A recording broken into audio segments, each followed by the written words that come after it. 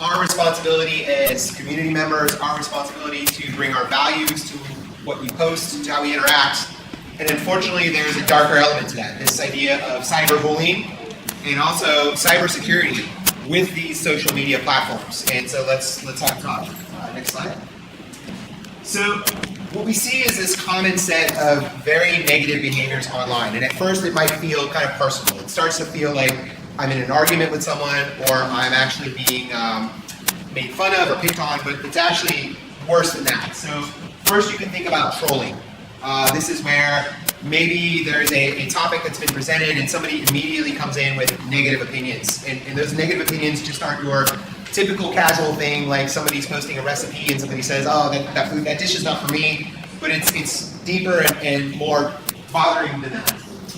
Doxing is where you actually have somebody who, the disagreement has gotten so severe that one of the parties in the disagreement starts to publish very personal details about the other person in the argument, so in the hopes that people will harass them at their job, harass them at their home, make their life very uncomfortable, because this online disagreement has become so intense that they want people in the physical world to go do some potential harm to this other person.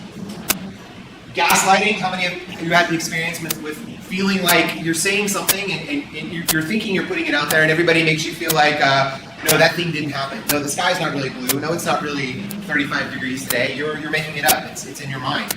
And nobody likes to feel like they are invalidated or their opinion somehow has been made to feel less. But this is a very common tactic in cyberbullying, where you can turn somebody's opinion or post around on them and make it feel like they never actually did it. Slut shaming, of course, is where you've got the different kind of, in this day and age, there's a lot of different styles and a lot of different techniques and a lot of different approaches to fashion and how you move in the world. And it's very easy to kind of mobilize people online and make that person feel bad about their body, their fashion, those choices. And so that becomes very damaging. And then cancel culture is sort of that idea. I mean, once upon a time, I think there was some good in this, where you would find things that were historically representing maybe racist values or colonial values, and then there was an ability to mobilize and raise awareness online.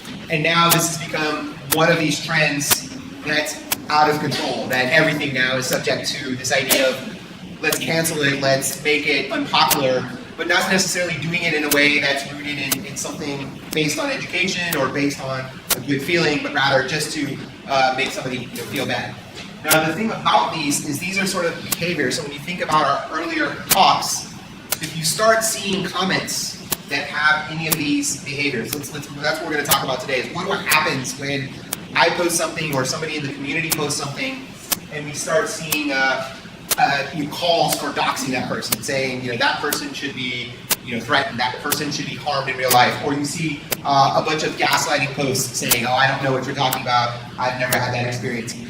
What to do about that? Let's get into it. So when these things happen, they cause a lot of harm because they stick with you. How many times have you read a post and then there's comments that really upset you? It's one thing to shut off the phone and to step away and take a walk, but you keep replaying in your head the link of the series of comments that have all of these very awful behaviors. You also have the harm from families that seeing this. So imagine if all of these comments are attacking you, and what's the effect on your loved ones who didn't see that, or your children, or your parents, and they see all these people that are starting to attack you or use one of those negative behaviors. Can be very damaging.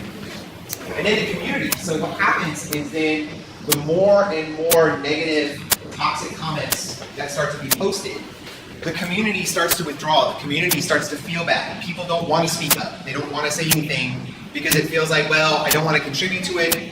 Maybe if I ignore it, it'll go away. We can go on to something more pleasant.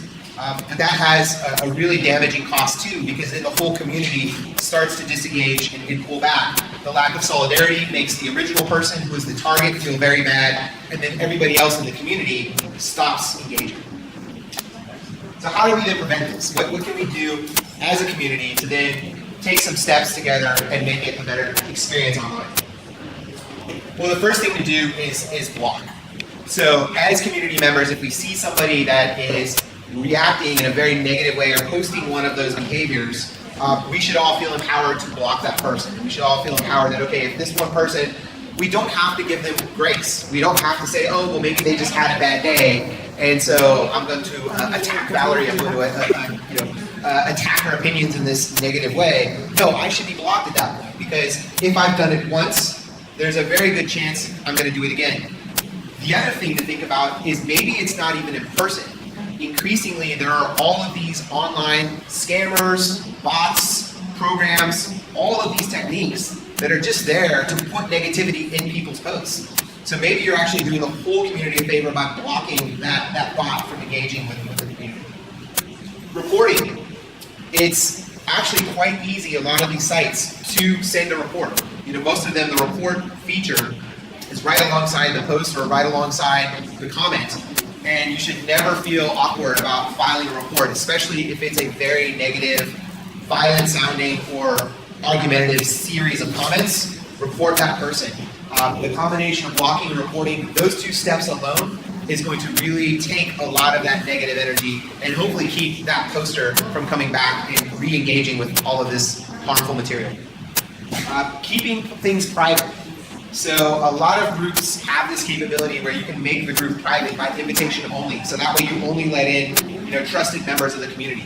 Imagine if, let's say, for instance, there was a group that had interest here in financial literacy, let's say, or people wanted to share techniques about how they're saving for their family, how they're sending money back to their family.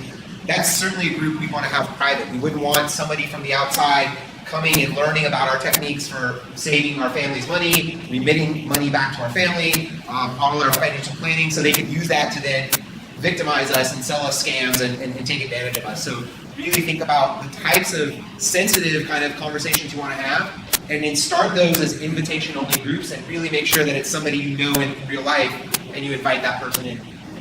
And then muting is another good one. So this idea of, if you think about your scroll, you open up your Instagram, WhatsApp, Facebook, whatever, and all of a sudden you're scrolling through and it just seems like it's a lot of negative things. You can really start to, the idea is this cleansing of the timeline, right? You just put the mute on the things that feel like they're very harmful to you or they feel like they're very negative. Not to say that we should only have good news, but things that in particular have really negative discussions or lots of lines of all kinds of bad comments.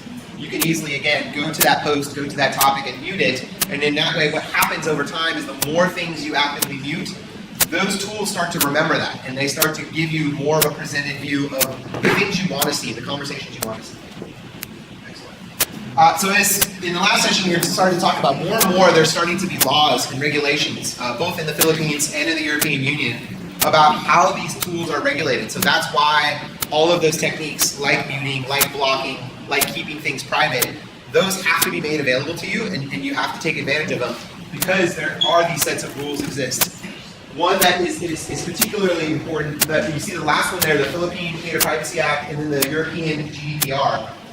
So when you use personal information, and a photograph is a piece of personal information, somebody's name is personal information, somebody's email address and their mobile phone number when connected to their data is personal information, that has to be used with their consent. So I can't just take Valerie's picture and her name and her email address and put it on my Instagram and say, hey world, this is Valerie, my business partner, without her giving me that consent. And so when you think about your posts that you're putting out there, make sure that it's always done, especially if your posts are involving other people, do that with their consent. Now, increasingly, there's starting to be, for instance, Instagram has a really nice feature where you can tag collaborators. So if I know, for instance, that Esther and I let's say we went on a hike together, we wanted to share our post, I could tag her, and then she could actually authorize, yes, okay, Michael's allowed to use my tag because we went hiking together. He knows my social media account, I know hers. That's a really good way to do that, where you can actually use the social media, use the person's name and private personal information, but in a way that's going to follow these rules. Anything that's outside of that, if you feel like somebody is using your information without your consent, know that you have rights and you have an ability to raise an issue. And this would be an example of something you could report. So if somebody was posting about you and they listed your full name and they listed your accounts or your mobile number, you could report that and say, I did not give this person consent and they're posting about me, and they would have to take that post down. So that's a violation of these rules. Now, when you think about if any of you are in the situation of being a moderator, so let's say you have your own group on Facebook or on Instagram that you moderate on behalf of a community, there's some other tools at your disposal that you can use. You can use things like filters to make sure that there's very harmful words that nothing to do with the topic, but they're just slurs, there are attacks, they are hate speech. You can set up the community to make sure that anytime a post contains those, it gets rejected. So before that negative post even starts, it's eliminated. Next is, as a community moderator or an admin, you could have an approval process. You can say, okay, before somebody posts, we need to have some degree of approval because we don't want to just have people throwing anything out there and making a negative environment. There's also bots you can use that will filter things as well. So again, being an admin, really take the time to learn what are the techniques and the tools at your disposal that you can use to then make the whole space more calm, more peaceful, more easy, and less stressful for folks to use. And then logs. So a lot of these tools have this ability to record conversations, log it, and that way too, if you get into a situation where people start saying, well, I didn't start it, this person started it, no, you did start it, you can go back as the admin to the log and say, okay, let's look at the rules, here's what actually happened, and was somebody in the wrong, and should there be some consequences. Bystanders, so this is important. We're all any one of us who participates in any kind of group, we're all a bystander. Again, it can feel very uncomfortable if you see two people really going back and forth in the comments and they're really attacking each other, or one person in particular is really bullying another person. It can feel so awkward because I want to mind my own business. I don't want to be snitching. I don't want to be a busybody. But in this case, we really need to, especially if we want to look out for each other, especially if we want to have a supportive community that's rooted in the values we talked about earlier today. The only way we're going to do that is looking out for each other and looking at some of these techniques, in particular things like checking in with the person that feels like they're being targeted.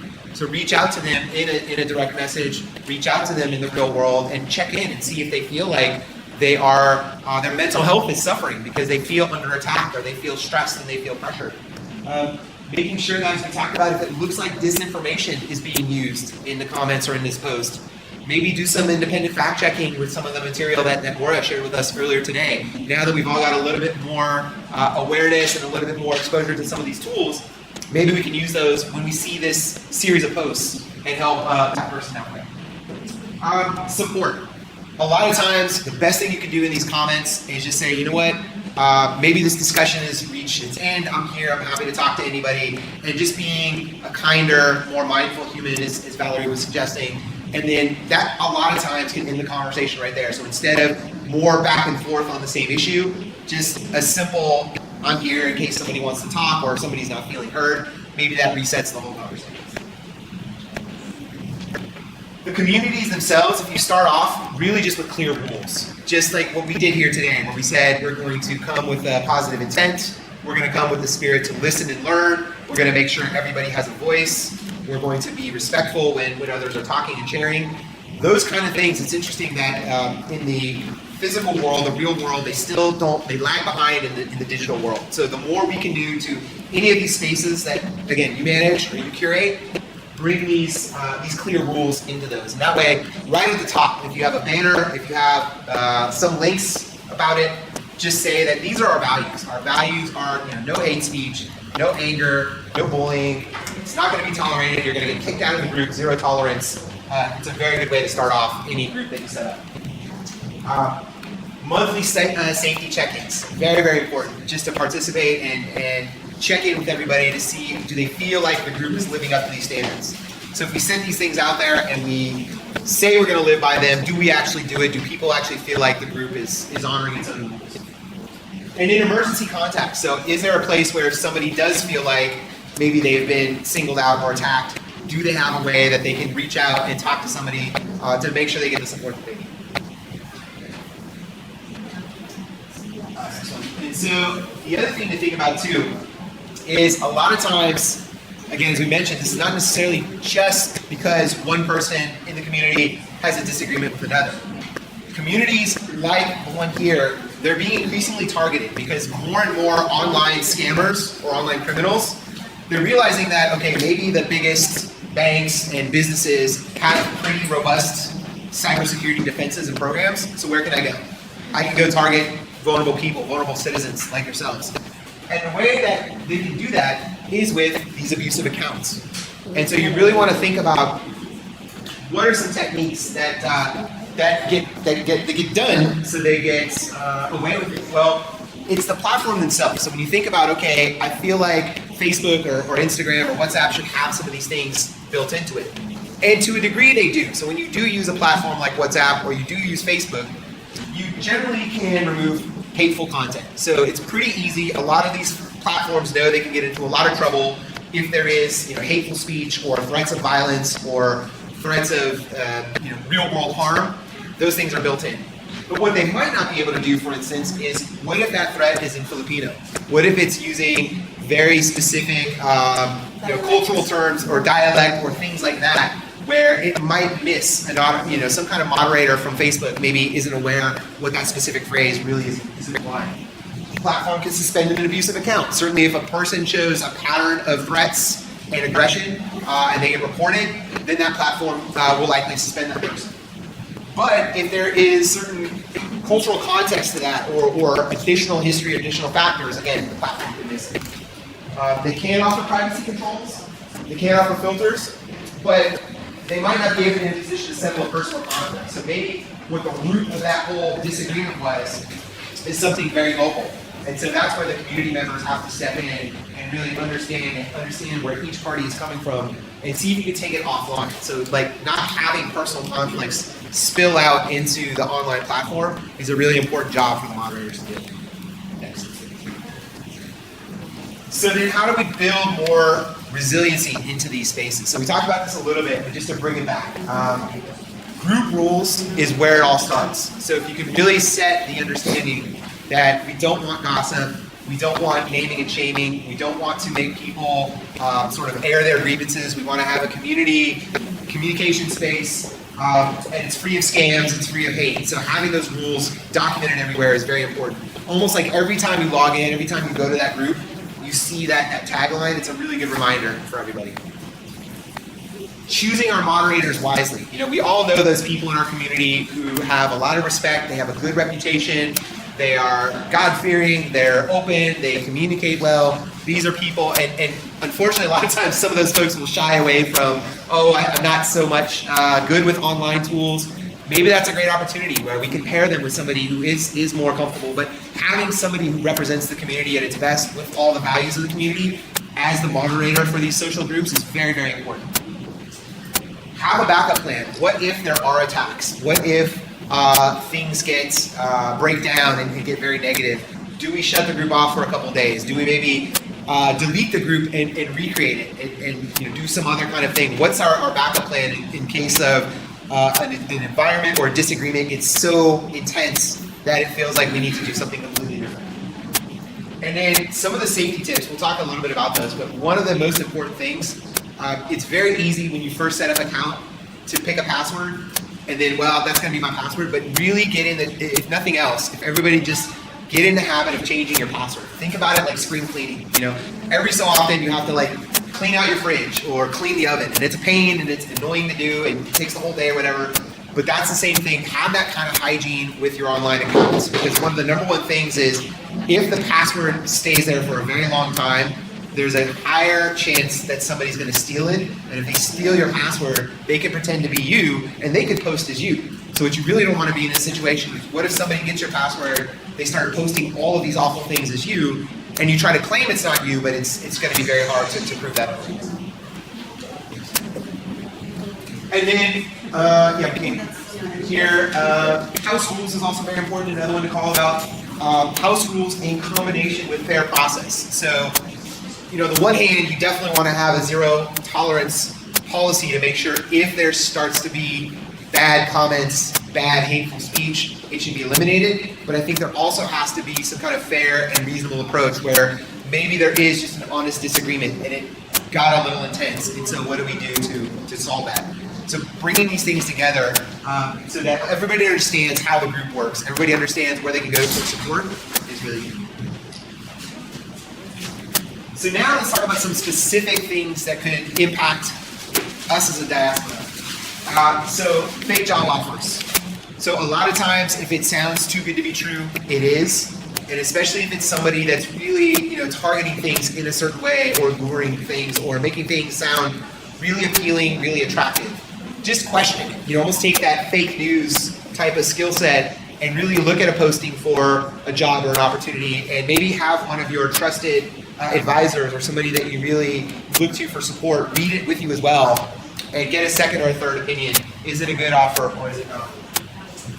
Disinformation tied to homesickness. This one's really, really intense because, again, you could have these events where maybe there's an election in the Philippines coming up, and tensions and sort of opinions are running really hot. Maybe it's quite contested. Maybe it's local elections from your province. Maybe it's national elections. But really being thoughtful about, okay, what do I want to talk about politics online versus, again, having that trusted circle of support here that I can say, I'm seeing all this stuff online. How do you feel about it? Is it really that intense? Or maybe don't add to it online, talk about it offline, and then think carefully about, on a very emotional topic like politics, what should I say? Like, how do I not contribute to the emotion of it, but still get informed? So if, for instance, I'm voting overseas in an election, my vote is informed and counts. Emotional blackmail in long-distance relationships. So again, we've all had that experience where you feel very lonely, you're reconnecting with somebody in an intense relationship that's maybe in another country, and it's too easy on the phone to feel like you are still connected with them. And so again, being very, very careful, having that trusted offline support here locally that can maybe give you a source of comfort and support to really question that person that's maybe trying to get you to do something that feels a little too aggressive, a little too invasive. Racism or cultural discrimination.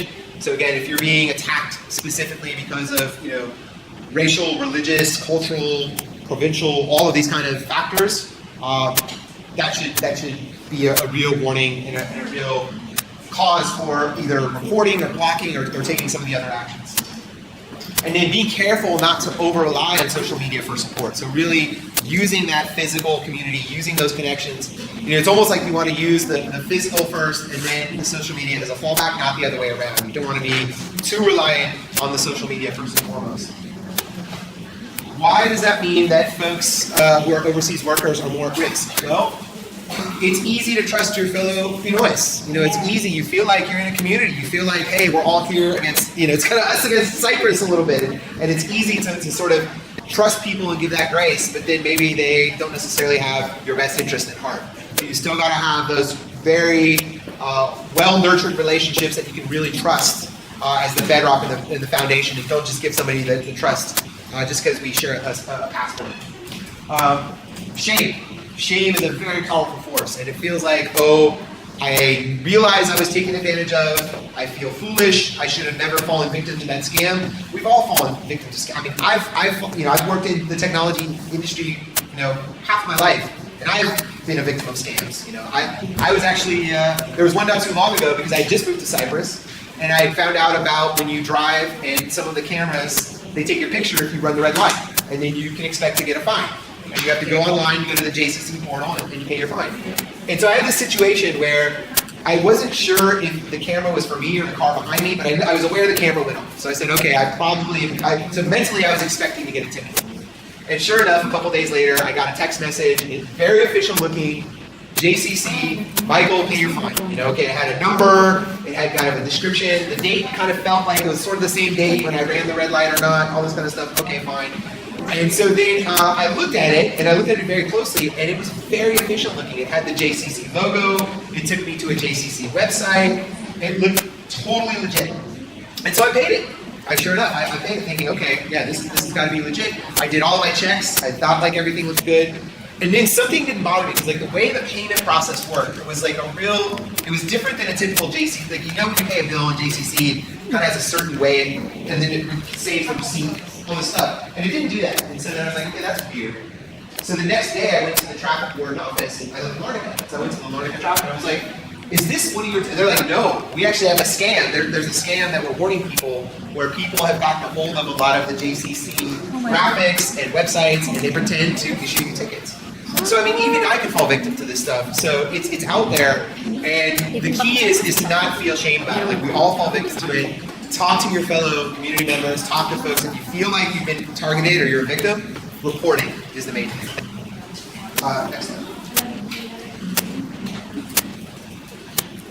So solidarity is really key. So especially now being aware that folks might feel vulnerable, they might feel ashamed, giving them grace, feeling like it's okay. We've all been there.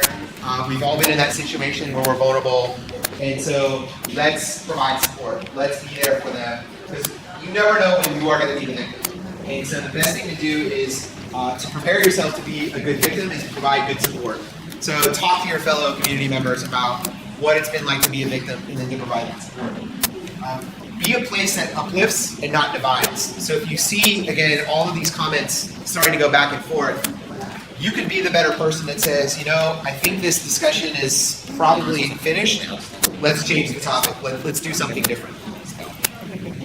When somebody's attacked, be that bystander that provides the report. You know, if they feel ashamed or they feel afraid to be the first one to report, maybe reach out to them and say, hey, I'm happy to report it. Would you like me to report on your behalf? It seems like they're under attack and I'm happy to do this. And it's spreading this information. So there's a lot of really good resources online. If you just search on social media and cyberbullying, increasingly many governments around Europe, around the world, the Philippines, there's a lot of great resources that talk about how to spot cyberbullying, how to stop it, and what you can do to really build a better community together.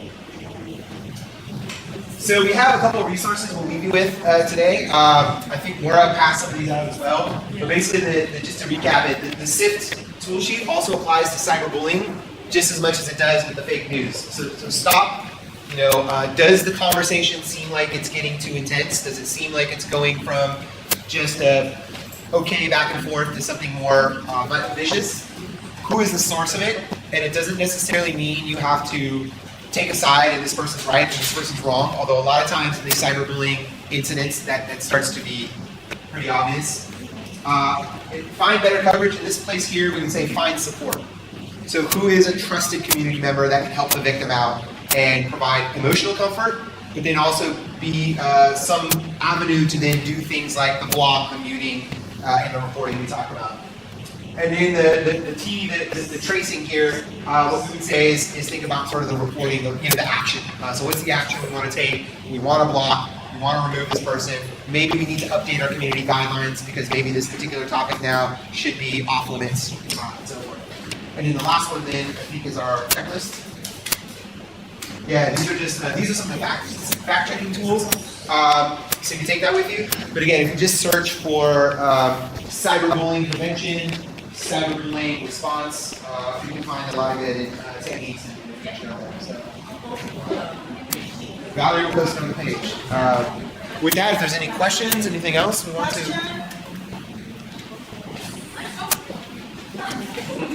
Do you have any questions?